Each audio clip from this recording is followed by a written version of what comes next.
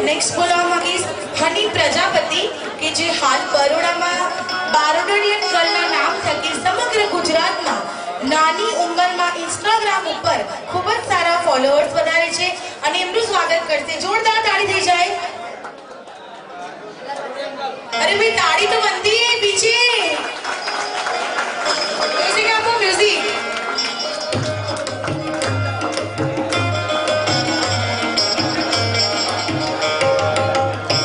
अरे हाँ बेटा स्टेज ऊपर आवे रहे तो एक डायलॉग तो बनता है हाँ